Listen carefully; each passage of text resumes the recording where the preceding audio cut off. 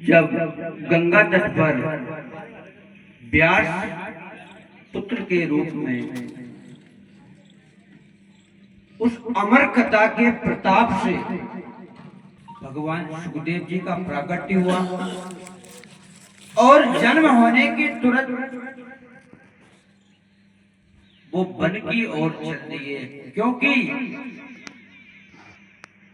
प्रभु के द्वारा कराया हुआ जो भी प्रभु कृपा से ही होता है।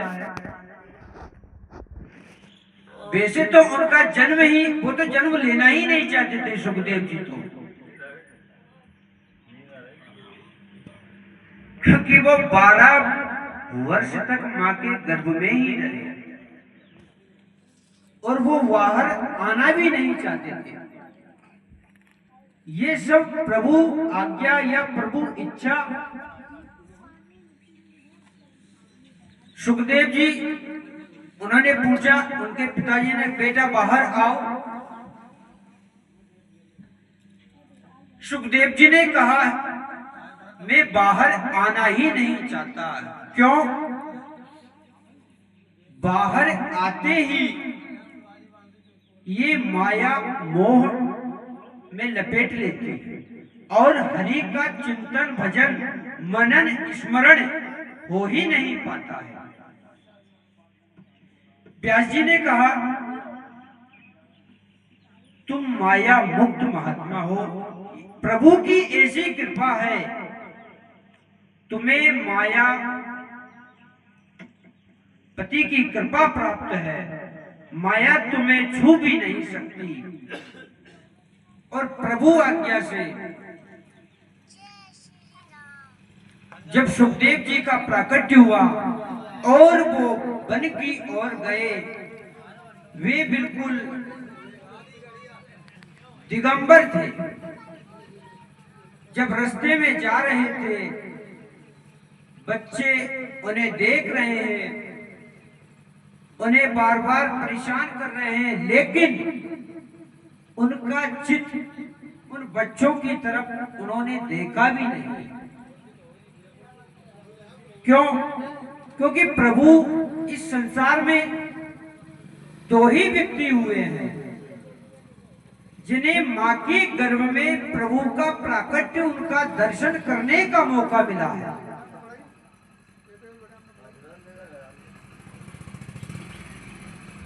ये माया मुक्त महात्मा है, क्योंकि प्रभु ने उन्हें मां के गर्भ में ही दर्शन दिया। इसलिए जन्म लेते ही वो वन को गए और प्रभु आज्ञा से जब परीक्षित को श्राप लगा, उसी समय वो गंगा तट पर उपस्थित हुए। श्री राधे श्याम।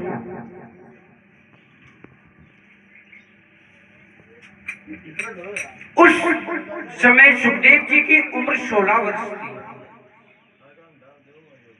उस अवस्था में उस बालक को देखकर बड़े बड़े ऋषि मुनि,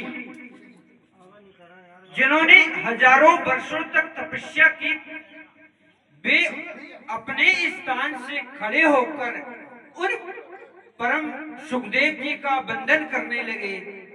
सबने देखा ये बड़े ही सिद्ध कोटि के महात्मा हैं। इस प्रकार वहां पर उनका आगमन हुआ। महाराज परीक्षित ने वहीं पर उनको खड़े होकर दंडवत कर बराबर आसन दिया, उनका पूजन किया। पूजन करने के पश्चात परीक्षित ने कहा, जो समय तो निकल गया सो निकल गया है। हे प्रभु, आपने यहाँ आकर बड़ी कृपा की है, क्योंकि आप जैसे संतों के नाम स्मरण से पापी समस्त पापों से मुक्त हो जाता है। आपके दर्शन से समस्त बाधाओं का विघ्न हो जाता है। और इस समय आपके द्वारा दी गई वचनों की गंगा में हमें गोता लगाने का मौका मिलेगा। हमारे पापों का लेश मात्र भी नहीं बचेगा। ऐसा कहकर उन्होंने वहां आसन निवेदन किया। परीक्षित कहते हैं, हे महाराज, मैं धन्य हो गया। मैं जानना चाहता हूं, आप योगियों के भी परम गुरु हैं। मैं आपसे पूछना चाहता हूं, म्रियमाणायस्य की कर्तव्यम, मरण धर्म प्राणी का क्या कर्तव्य है? कृपा कर आप हमें बताइए, मरने वाले प्राणी को क्या करना चाहिए? मैं आपका वंदन करता हूं, स्मरण करता हूं। सुखदेव जी बोले, मुझे बैठने की देर नहीं हुई और तुमने प्रश्नों की छड़ी कर दी। परीक्षित ने कहा, हे प्रभु, आप जैसे दिव्य उच्च कोटि के संत थोड़ी देर से ज्यादा कहीं टिकते नहीं।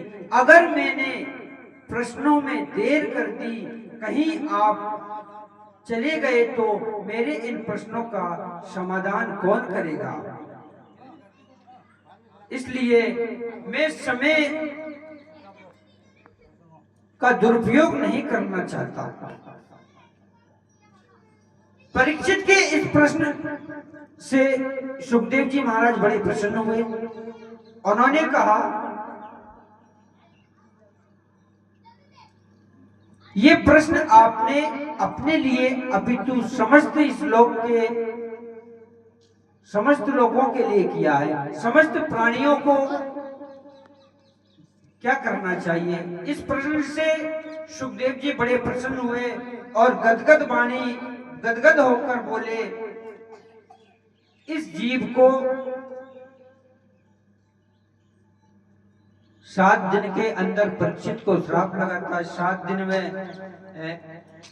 समय भी 7 दिन का था। परीक्षित, लोकहित के लिए तुमने, जन कल्याण के लिए ये जो प्रश्न पूछा है कि मरने वाले को क्या करना चाहिए, ये तुमने बड़ा ही प्रश्न किया है। इसके बारे में तुमने बहुत ही सोच समझकर विचार किया। इसके क्योंकि जो दूसरों के लिए सोचता है उसे बाद में क्या होगा, मेरा इतना बड़ा कारोबार है, मेरा ये है, वो है, मेरा वो है, ये क्यों सोचे।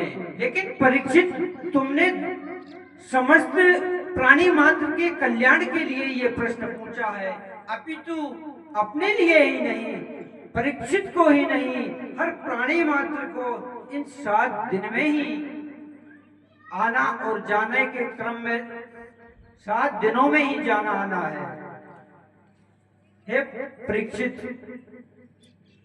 प्राणी मात्र में मृत्यु का भय रहता है। उसे 3 बातों का अभ्यास करना चाहिए।